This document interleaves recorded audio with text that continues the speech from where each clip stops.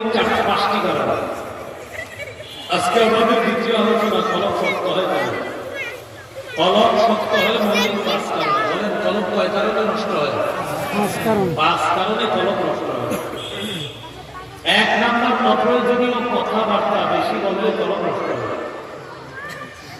অপ্রয়োজনীয় কথাবার্তা যত বেশি বলবেন তত বেশি আপনার কলম নষ্ট হবে। রাসূলুল্লাহ সাল্লাল্লাহু আলাইহি ওয়াসাল্লাম লা তুকসিরুল কালামা বিগাইরি যিকরিল্লাহ।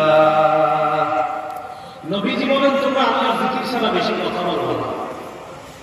নবীজি বলেন তোমরা আল্লাহর জিকির ছাড়া বেশি কথা বলবে না।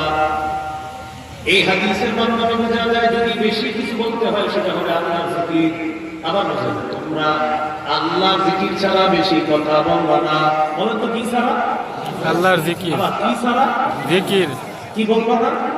কথা। তাহলে বললে কি বলবা? নবী বলতেছে জিকির ছাড়া বেশি কিছু বলবো না। তার মানে বেশি বললে জিকির কইরো। তো রাসূল সাল্লাল্লাহু আলাইহি ওয়াসাল্লাম বলেন তোমরা আল্লাহর জিকির ছাড়া বেশি কথা বলবে না। فإن كثرة الكلام بغير ذكر الله كثرة للقلب। আল্লাহর জিকির ছাড়া বেশি কথা অন্তরকে শক্ত বানায় দেয়। وإن أبعد الناس من الله القلب القاسي। রাসূলুল্লাহ সাল্লাল্লাহু আলাইহি ওয়াসাল্লাম বলেন মানুষের মধ্যে ওই ব্যক্তি আল্লাহর কাছ থেকে সবচেয়ে দূরে যে ব্যক্তির অন্তর শক্ত কঠিন, এই ব্যক্তি আল্লাহর কাছ থেকে সবচেয়ে দূরে। তাহলে হাদিসে তিনটা কথা। আল্লাহর জিকির ছাড়া বেশি কিছু বলবা না। দুই নাম্বার, আল্লাহর জিকির ছাড়া বেশি কথা অন্তর শক্ত বানায় দেয়। তিন নাম্বার, বেশি শক্ত অন্তর যার, এই ব্যক্তি মানুষের মধ্যে আল্লাহর কাছ থেকে সবচেয়ে দূরে সরে যায়, যার অন্তরটা সবচেয়ে বেশি শক্ত। তাহলে আপনারা জবাব দেন জিকির ছাড়া কি বলা যাবে না? বেশি কথা বললে কি শক্ত হয়? অন্তর শক্ত যার, এই ব্যক্তি কার থেকে দূরে? আল্লাহ থেকে। সবাই বুঝেন বেশি কথা বলা যাবে না কি ছাড়া? জিকির ছাড়া। বেশি কথা বললে কি শক্ত হয়? অন্তর শক্ত যার, সে কার থেকে দূরে সরে যাবে? আল্লাহ।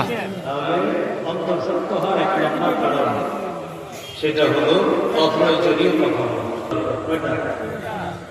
قال رسول الله صلى الله عليه وسلم كل كلام ابن آدم له كل كلام ابن آدم عليه لا له إلا ذكر الله وفي رواية إلا أمر بمعروف أو نهي عن منكر أو ذكر الله। রাসূলুল্লাহ সাল্লাল্লাহু আলাইহি ওয়াসাল্লাম বলেন আদম সন্তান যত কথা বলে সব তার বিপক্ষে যায়।